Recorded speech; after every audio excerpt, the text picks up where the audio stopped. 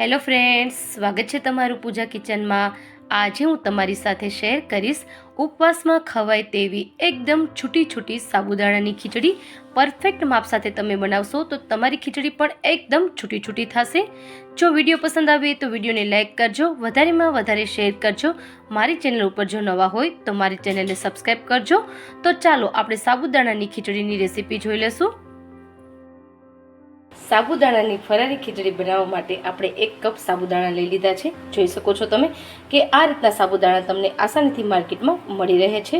હવે સાબુદાણાને આપણે 2 થી 3 વખત સાફ પાણીથી ધોઈ લેશું, જેથી કરીને તેની અંદર જે સ્ટાર્ચ હોય તે દૂર થઈ જાય। અને ધોઈને પછી તેને આપણે 2 કલાક પાણીમાં પલાળી અને રાખશું, જેથી કરીને સાબુદાણાનો એક એક દાણો ફૂલી જાય અને જ્યારે આપણે ખીચડી બનાવીએ ત્યારે એકદમ છૂટી ખીચડી બને। સાઈડમાં તમે જોઈ શકો છો કે સાબુદાણાને મેં 2 કલાક પાણીમાં પલાળી અને રાખેલા હતા અને એકદમ આપણો સાબુદાણાનો જે દાણો છે તે એકદમ ફૂલી ગયો છે અને હાથની મદદથી તમે પ્રેસ કરો તો આસાનીથી તે પ્રેસ થઈ જાય છે। હવે આપણે ગેસ ચાલુ કરી અને કઢાઈ ગરમ કરવા રાખી દીધી છે। હવે 1 ચમચી આપણે તેલ એડ કરી દઈશું। તેલની જગ્યાએ તમે ઉપવાસમાં ઘી પણ લઈ શકો છો। તેલ આપણું થોડુંક ગરમ થાય પછી આપણે તેમાં જીરું એડ કરશું।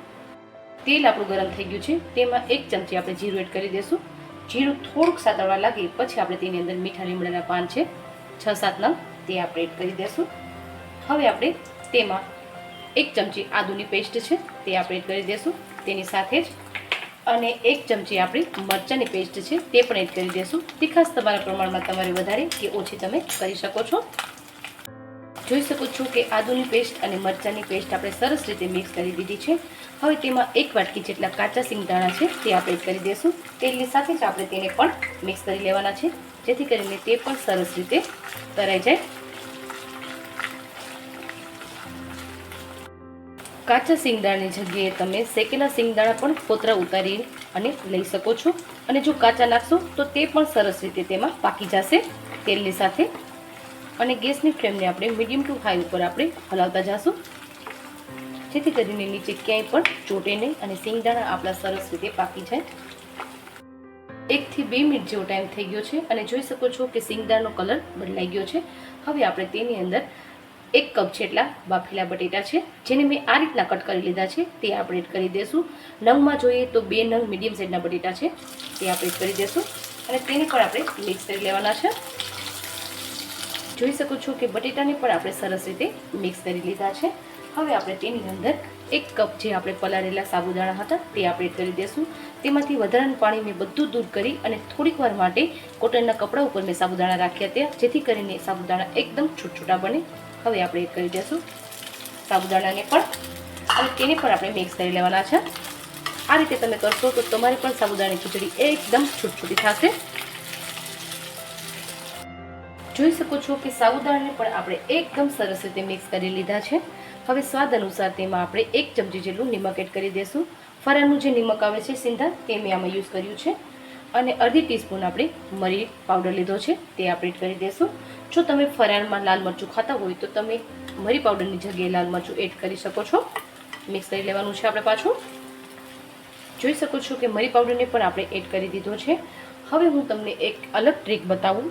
2 ચમચી જેટલા સિંગદાણાનો ભૂકો મેં લીધો છે તે આપણે એડ કરી દઈશું। સિંગદાણાનો ભૂકો નાખવાથી સાબુદાણામાં જે પણ પાણીનો ભાગ હશે તે એકદમ સિંગદાણા એબ્ઝોર્બ કરી લેશે અને એકદમ તમારી સાબુદાણાની ખીચડી છૂટી થશે અને સ્વાદમાં પણ ટેસ્ટી લાગશે જો તમે આ નાખશો તો। હવે તેને પણ આપણે મિક્સ કરી લેશું।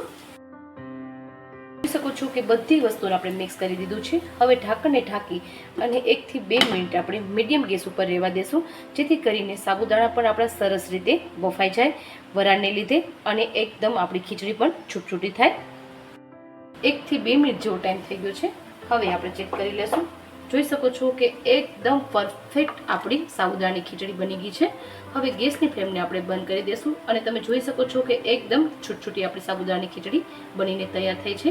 હવે ગેસની ફ્લેમ બંધ કરીને જ આપણે તેમાં અડધો લીંબુનો રસ છે તે આપણે એડ કરી દઈશું આ રીતે, અને ઉપરથી લીલા ધાણા આપણે એડ કરી દઈશું। તો એકદમ ગરમા ગરમ ફરાળી છૂટી આપણી સાબુદાણાની ખીચડી તૈયાર છે। એક પ્લેટમાં તેને સર્વ કરી લેશું આપણે। તો કેવી લાગી તમને આ સાબુદાણાની ખીચડી? જોઈ શકો છો કે એકદમ છૂટી છૂટી આપણી સાબુદાણાની ખીચડી થઈ છે અને સ્વાદમાં તો તે એટલી સુપર ટેસ્ટી લાગશે કે તમે સૂકી ભાજી પણ ભૂલી જશો, તેટલો ટેસ્ટી આનો સ્વાદ હશે. જો તમને આજની આ મારી નવી રેસીપી પસંદ આવી હોય તો વિડીયોને લાઇક, શેર, સબસ્ક્રાઈબ કરજો. બાજુમાં રહેલા બેલ આઇકનને જરૂરથી દબાવજો. મારા નવા વિડીયોની અપડેટ તમને સૌથી પહેલાં